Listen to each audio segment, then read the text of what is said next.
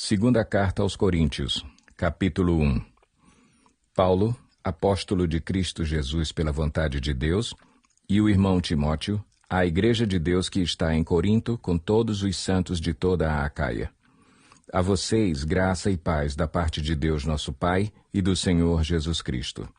Bendito seja o Deus e Pai de nosso Senhor Jesus Cristo, Pai das misericórdias e Deus de toda a consolação, que nos consola em todas as nossas tribulações, para que, com a consolação que recebemos de Deus, possamos consolar os que estão passando por tribulações.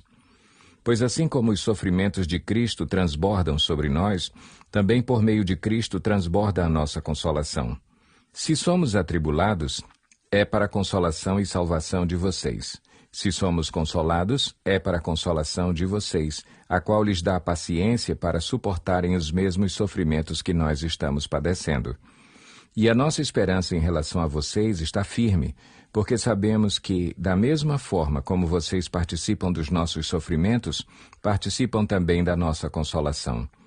Irmãos, não queremos que vocês desconheçam as tribulações que sofremos na província da Ásia, as quais foram muito além da nossa capacidade de suportar, ao ponto de perdermos a esperança da própria vida.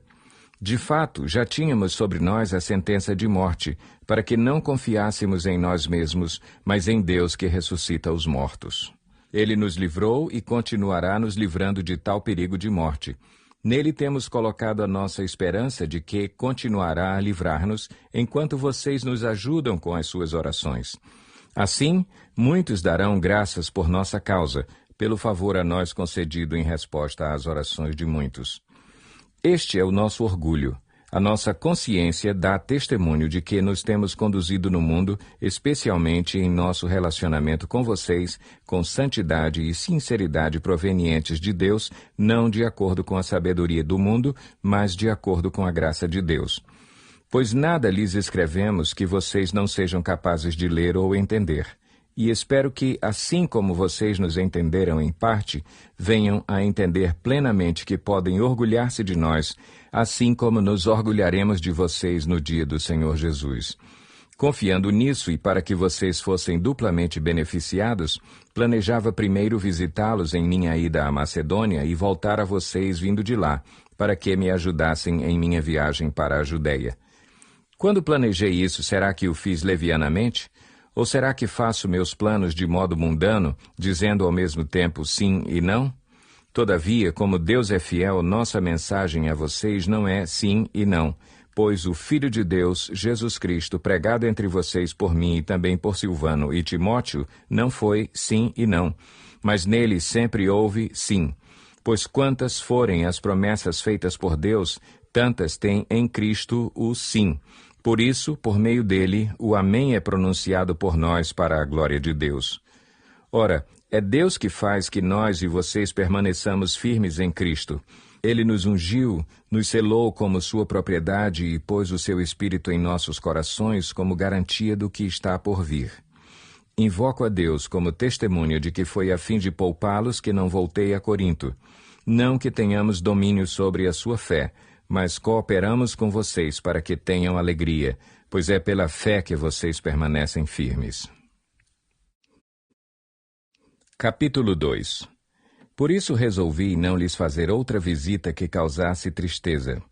Pois se os entristeço, quem me alegrará senão vocês, a quem tenho entristecido? Escrevi como escrevi, para que, quando eu for, não seja entristecido por aqueles que deveriam alegrar-me. Estava confiante em que todos vocês compartilhariam da minha alegria, pois eu lhes escrevi com grande aflição e angústia de coração e com muitas lágrimas, não para entristecê-los, mas para que soubessem como é profundo o meu amor por vocês. Se um de vocês tem causado tristeza, não a tem causado apenas a mim, mas também, em parte, para eu não ser demasiadamente severo, a todos vocês. A punição que lhe foi imposta pela maioria é suficiente. Agora, ao contrário, vocês devem perdoar-lhe e consolá-lo, para que ele não seja dominado por excessiva tristeza. Portanto, eu lhes recomendo que reafirmem o amor que têm por ele.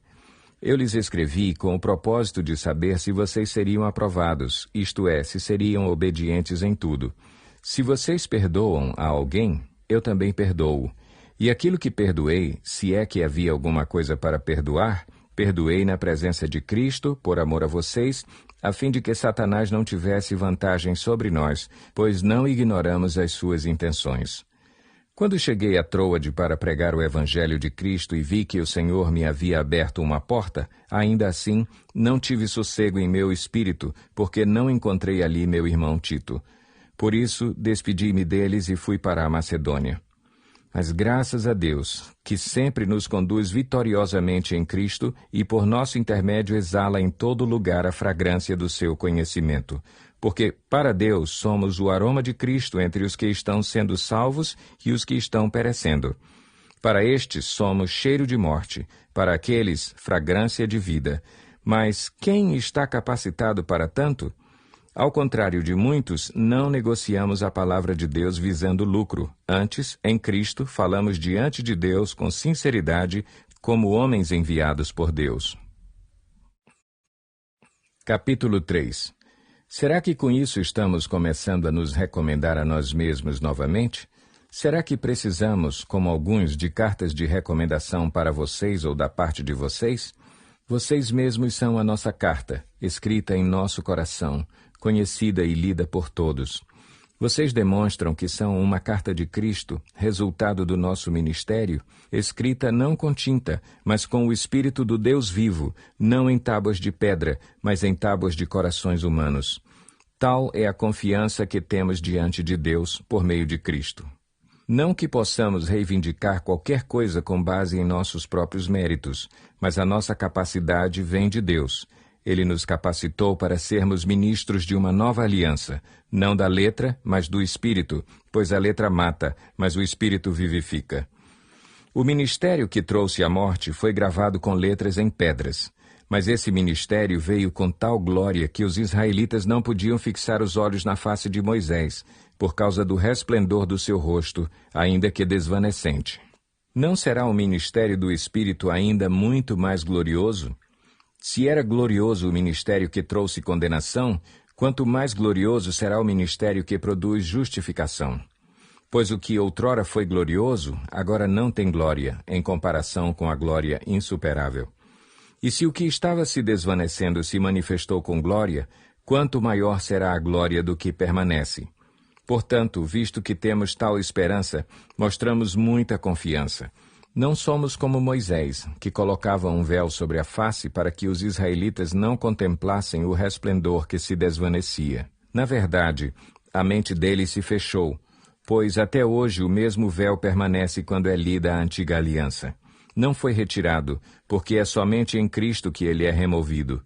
De fato, até o dia de hoje, quando Moisés é lido, um véu cobre os seus corações.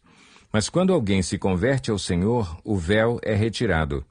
Ora, o Senhor é o Espírito, e onde está o Espírito do Senhor, ali há liberdade. E todos nós, que com a face descoberta contemplamos a glória do Senhor, segundo a sua imagem estamos sendo transformados com glória cada vez maior, a qual vem do Senhor, que é o Espírito.